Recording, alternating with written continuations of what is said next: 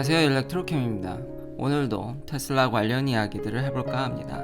시작하기 앞서 어제 제가 다시 들어보니까 모델 3 롱레인지를 가격을 좀 내렸다고 얘기했는데, 이게 하도 테슬라가 가격을 막 변동시키니까 이거 제가 좀 실수를 한 것 같습니다. 정정을 하면 모든 전 차종, 대부분 이제 메인 차종들의 가격이 조금이나 혹은 많게 500불에서 1000불, 그러니까 모델 3 롱레인지도 가격을 올렸습니다. 근데 말씀드렸지만 이게 계속 언제 바뀔지 모르는 거니까요. 다시 한번 확인드리지만 수요는 매우 견고하다는 거를 재확인시킨 거고요. 이제 오늘의 이야기로 돌아오면, 지금 NHTSA나 NTSB, 그러니까 미국의 관리감독 기관들이죠. 이런 자동차 고속도로 교통관리국에서 이제 테슬라한테 이제 경고를 좀 줬다는 겁니다. 이게 심각한 건 아닙니다. 그러니까 최근에 그런 FSD 베타를 푸는 데 있어서, 그러니까 우리가 잘 보고 있다라는 걸로 해석하시면 됩니다. 그러니까 너무 이거를 심각하게 해석할 건 아니지만, 정부 관리 감독들이 굉장히 이걸 잘 유심히 보고 있고, 그리고 계속 이게 또 제가 이미 이야기를 했는데 화제가 되는데, 그러니까 캘리포니아 주정부한테 이제 현 상태는 이제 마치 이걸 사람들이 확대 해석해서 FSD가 풀 셀프 드라이빙이 이제 안 된다, 레벨 3가 안 된다라는 걸로 이제 확대 해석을 하는데, 저도 거긴 동의를 하는데, 그렇다고 해서 테슬라의 FSD가 마치 쓸모없는 양 비춰지는 거는 동의할 수가 없다라는 거죠. 현재 주정부한테는, 관리감독 기관들한테는 현재 상황을 정확히 전달해야 되기 때문에 이렇게 얘기할 수밖에 없는 거고요. 근데 지금 FSD 베타를 푸는 데 있어서, 그러니까 사람들이 왜 또 이렇게 비판과 좀 일론 머스크에 대한 좀 안 좋은 시선 이런 게 계속 되는지도 충분히 이해됩니다. 왜냐하면은 트위터에 일론 머스크는 이제 FSD 베타에 대한 능력이 굉장히 대단하고, 이제 레이더도 안 쓰고 온리 비전으로, 리얼 월드 AI로, 정말 퓨어 비전으로 굉장히 좋다. FSD 베타가 생각했던 것보다 훨씬 좋다. 그리고 no accident to date, 그러니까 현재까지 사고가 안 났다라는 거죠. 그리고 2000대까지 이제 거의 이제 스타트를 끄는 것 같은데, 개인적인 이야기로 꼭 받고 싶어서 제가 저한테 차를 판 세일즈 퍼슨한테 개인적으로 연락해서 받을 수 있냐, 왜냐면 일론 머스크 트윗을 보면 연락을 하라고 돼 있으니까, 전 트위터 계정도 없고 오로지 이 채널 하나밖에 없기 때문에 그냥 아는 번호로 이제 연락을 했더니, 나중에 테슬라 앱을 확인해 보면 된다고 이야기를 하더라고요. 근데 얘기를 들어보니까 지금 일론 머스크가 트위터에 한 얘기랑 지금 세일즈 퍼슨 얘기가 약간 매칭이 안 되는 것도 있는데, 테슬라다운 거죠. 그러니까 이런 이야기를 계속 일론 머스크가 트위터에 얘기를 하니까, 그런 거에 대비해서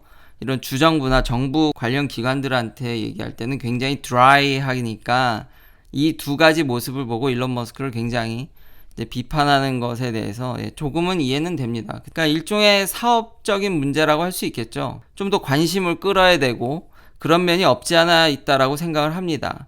충분히 FSD 베타, FSD가 유용한 거에 대해서 저도 동의를 하거든요. 그러니까 다른 유튜버 분들이 많이 비판을 하는데, 그게 차를 좀 그냥 단순히 시승만 하지 말고 그거를 정말 오래 미국에서 그걸 타보고 갖고 있게 되면은, 현재 전기차 시장에서 이게 왜 좋은지, 테슬라가 왜 좋고 FSD가 왜 유용한지를 좀 알게 되는데, 안 되는 부분에 대해서, 왜냐면 다른 차들에 비해서는 월등히 편하거든요. 그건 부인할 수 없는 사실이라서.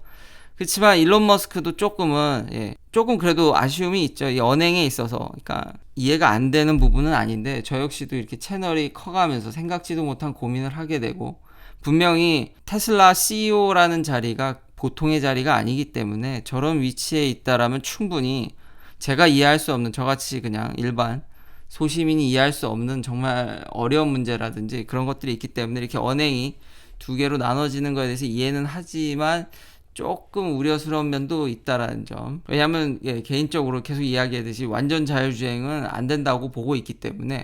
그리고 이 no accident, 당연히 사고가 안 나는 게, 테슬라가 이게 굉장히 재밌는 게 FSD 베타를 줬다가 뺐습니다. 그러니까 여기 보면은, 그러니까 테슬라 모델 3나 Y에 보면 여기 위에 조그마한 카메라가 있습니다. 그래서 내부를 볼 수 있는데, 그러니까 운전자가 이 카메라든 혹은 이제 주행 데이터를 통해서 너무 전방 주시를 안 한다라고 판단하면, 위험하다고 생각을 하면은 심지어는 이 FS 베타를 뺏어버립니다. 그러니까 관리를 제대로 하고 있는 거죠. 그래서 이제 액시던트가 없다라는 건데, 앞으로 저도 운전을 좀 더 더욱더 안전 운전을 해서 좀 더 조심조심 운전을 해서 FSD 베타를 받을 수 있게 노력을 해야 될 것 같습니다. 그리고 일론 머스크도 앞으로도, 이건 늘 지적당하는 문제지만, 근데 어쩔 수 없는 부분이기도 하지만 언행의 문제, 그래서 테슬라 인베스터들한테 이제 고소도 당하고, 물론 회사에 큰 영향을 미칠 정도의 문제는 아니지만 참 이런 문제들은 늘 달고 살아야 되는,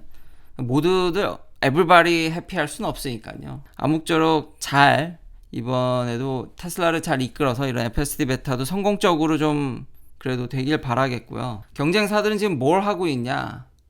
자, 웨이모 같은 경우는 이 로보택시 런칭 거의 저도 이건 거의 불가능하다고 봅니다. 그러니까 이제 어떤 행보를 취하게 되냐면 데이터를 풀었습니다. 이제 학계에 자기들이 이제 리서치 퍼포스로, 연구 목적으로 오토노머스 비클에 대한 거의 상당 부분 데이터를 풀었습니다. 이건 감사한 일이죠. 정말 감사한 일이고 칭찬할 일이죠. 근데 투자적인 면, 경제적인 면으로 보면 보통 이렇게 하다가 안 되고 이게 안 될 것 같으면은 보통 공개를 합니다. 그래서 학계에 이바지를 하게 되고, 여기서 더 많은 사람들의 의견들을 모아서 오픈소스화해서, 심지어 여기 보면 챌린지도 진행하고 있죠. 상금도 걸고. 있는 데이터 갖고, 우리가 공개한 데이터를 가지고 좀 더 자율주행에 더 나은 성능을 낼 수 있는 이제 학계의 도움도 이제 묶으려고 하는 거죠. 그러니까 회사들이 이런 일을 종종 합니다. 상품화에 실패하고 이랬을 시에는 차라리 이걸 학계에 도움을 줘서 뭐 기부 형식이든 그런 식으로 다 이제 돼서, 그뿐만 아니라 이런 데이터들을 풀어서 학생들이나 교수진들, 연구진들이 이 웨이모 데이터에 익숙하게 되면은 결국은 이게 웨이모의 인적 자원화 될 수도 있거든요. 그러니까 좋은 일이죠. 굉장히 잘 하고 있지만 이쪽도 결국은 안 된다고 보는 게 맞다고 보여집니다. 그렇지만 앞으로 학계에서 이런 정말 귀한 데이터를 얻었기 때문에 이런 것들을 이용해서 한층 더 업그레이드된 자율주행의 기술을 한 번 더 기대해 보도록 하겠습니다. 자, 계속 경쟁자 소식으로는 프랑스에서 테슬라 모델 3가 드디어 르노 조이를 꺾었습니다. 근데 1등이 아닙니다. 르노 조이가 이번에 1등을 안 했거든요. 조이는 심지어 4위를 했습니다. 1등이 푸조 E208입니다. 그리고 프랑스 이 자동차 시장을 보면은 플러그인 하이브리드의 막강한 질주, 이건 뭐 제가 말씀드렸죠. 계속 내연기관도 이걸 더 팔고 싶어하고, 이거에 대해서 해석을 덧붙이면 사람들이 굉장히 충전 환경에, 계속 제가 이야기하고 있는 고속 충전 환경이라든지 이래저래 전기차를 충전하는 환경을 좀 걱정한다는 거죠. 플러그인 하이브리드는 그런 걱정이 없기 때문에, 무려 플러그인 하이브리드가 이게 134%나 올랐다는데 정말 질주가 어마어마하게 느껴지고요. 뭐 물론 기준점을 어떻게 잡냐에 따라 이건 다르지만, 그래서 푸조 E208에 대해서, 이건 전기차입니다. 그렇지만 여기 보면 3008 플러그인 하이브리드라든지 대부분 리스트에 보면 플러그인 하이브리드의 약진을 느낄 수가 있고요. 이것 또한 이제 확실히 저도 이제 결정지어서 얘기할 수 있는데, 각 나라마다 선호하는 전기차가 다르다는 걸 뼈저리게 느꼈습니다.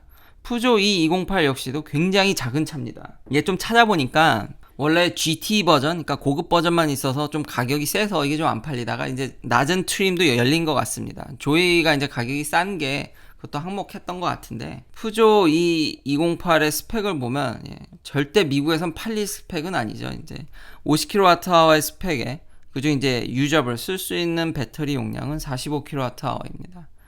표시상 200마일을 넘게 간다고 하지만 실질 주행은, 왜냐면 이게 WLTP 기준이기 때문에 실질 주행거리는 200km대입니다. 그러니까 250, 그러니까 300km는 절대 안 됩니다. 그러니까 주행거리도 짧고 여러모로 부족하지만 가격도 싸고 유럽형에 맞게, 이렇기 때문에 유럽 시장에서는 정말 그 모델 2 가칭, 그러니까 25,000불짜리의 작은 소형 해치백 타입의 전기차가 정말 필수라는 거를 느꼈고요. 그럼에도 불구하고 이 시장에서 지금 2위로 올라서면서 모델 3가 참 선전하고 있다는 게 역시 다시 한번 테슬라의 저력을 확인할 수 있습니다. 더군다나 지금 모델 3 같은 경우는 유럽에서는 이제 쉬핑 같은 게 일정하지 않는데, 그래서 이제 베를린 공장이 빨리 완공돼야겠죠. 근데 독일에서 생산되는 ID3는 여기 있습니다. 이 전반적인 자동차 판매 데이터를 보면 진짜 뭐 아시아 국가들이야 명절이라든지 휴가들이 기니까 이제 판매량이 준다고 하지만 다른 나라들도 사실 그러니까 정도의 차이만 있을 뿐 1, 2월에 판매량이 좀 약한 편인데 지금 전기차 프랑스 같은 경우 보면 전년 대비 증가하는 모습을 보여줘서 진짜 올해 뭔가 변화되는 변곡점이라고 해야 되나? 변화되는 상황이 느껴지는 것 같긴 합니다. 친환경 차에 있어서. 자, 마지막 업데이트로 어제 그 테슬라 공장 사고 사건에 대한 좀 더 디테일이 나왔는데요. 이제 화재가 있었죠. 큰 문제도 이건 없었습니다. 이제 생산하는 데 문제는 없는데, 그러니까 다른 회사들과 달리 테슬라만의 이런 화재 사건이라고 해야 될까요? 그러니까 원인은 결국 지금 다이캐스팅, 테슬라는 메탈을 녹여가지고 차를 팡팡팡팡 그 구조들을, 파츠들을 찍어내고 있습니다. 굉장히 혁신인데 이게 여기서 아무래도 이런 고열의 장비, 엄청 큰 다이캐스트, 지금 전 세계에서 제일 큰 다이캐스트 장비라고 그러죠. 이런 것들을 사용하다 보니까 여기서 화재가 났다고 합니다. 그래서 물을 쓸 수가 없었고 이 불을 끄는데 샌드를 썼다고 하더라고요. 이런 노하우들이 지금 다른 자동차 회사들은 이런 걸 운영하지 않기 때문에 이런 노하우들이 향후 테슬라의 밑거름이 돼서 앞으로도 계속 혁신을 이어가고 차를 정말 도장 찍듯이 잘 이렇게 빨리 찍어내서 가격도 다운시키고 튼튼한 좋은 차를 잘 만들어줬으면 좋겠습니다. 아마 다른 내연기관 회사들이나 다른 자동차 회사들도 이걸 따라하다 보면 이런 문제들에 부닥칠 거라고 저도 생각을 합니다. 대신 뭐 패스트 팔로우들이니까 뭐 문제를 좀 빨리 쫓아할지라도 이런 비슷한 문제들은 충분히 겪을 거라고 예상이 됩니다. 긴 영상 시청해 주셔서 감사합니다. 내일도 테슬라 관련 이야기들로 찾아뵙겠습니다.